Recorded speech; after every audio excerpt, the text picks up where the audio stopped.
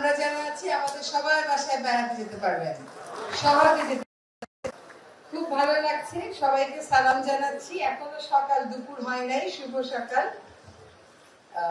আসলে ইচ্ছা থাকলে আর হাতে একটু টাকা পয়সা থাকলে, জনগণের জন্য সদিচ্ছা থাকলে অনেক কিছু করে ফেলা যায়।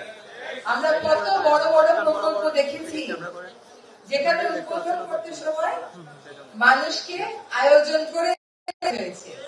আজকে দেখেন আপনারা ছোট্ট একটা আপনাদের এই দ্বীপে যোগাযোগ হলো, আপনাদেরকে আয়োজন করতে হয়নি, আপনারা নিজেরাই চলে আসছেন।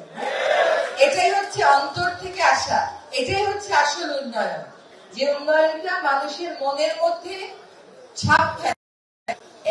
এই কাজটা দেখে আমার মনে হচ্ছে যে আমার কাছে আমার এলাকা থেকে অনেক মানুষ আসে, আর আমি তাদেরকে বলি, আরে আমি তো রাজনীতি করি না, আমি সাধারণ কাজ করতে আসছি। এখন মনে হচ্ছে আমার এলাকার যত কাজ আছে সব ফজল ভাই দেখা দেখি আমিও গিয়ে করায় হাত দেবো। সেজন্য ফজল ভাইকে ধন্যবাদ। আসলে উনি এখানে থাকেনও না, কিন্তু নিজের একটা নারীর টান আছে, মাটির টান আছে, সেটার জন্য এই 7 মাসের মধ্যে এই কাজটা করা আসলে এক রকমের অসম্ভবকে সাধন করা।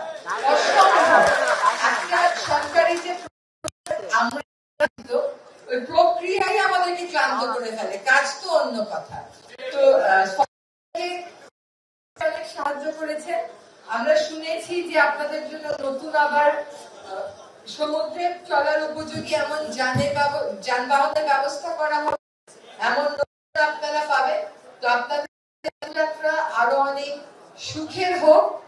আপনারা ইমার্জেন্সি বা জরুরি প্রয়োজনে যাওয়া আসায় বাধাগ্রস্ত ছিলেন, আপনাদের চিকিৎসা যাচ্ছিল না, শিক্ষা কাঙ্ক্ষিত বলে যাচ্ছিল না, সেগুলো নিশ্চয়ই এখন ত্বরান্বিত হবে। সবচেয়ে বড় কথা কি জানেন, আজকাল থাকা যায়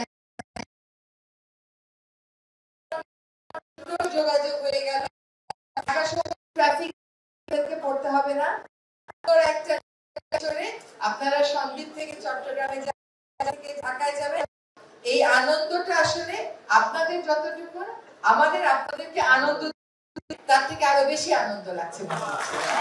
তো আপনারা সবাই ভালো থাকবেন, দেশের জন্য দোয়া করবেন, আমাদের জন্য দোয়া করবেন, যাতে এমন জনহিতকর কাজ আমাদের জন্য আরো করে যেতে পারি। সকলকে ধন্যবাদ।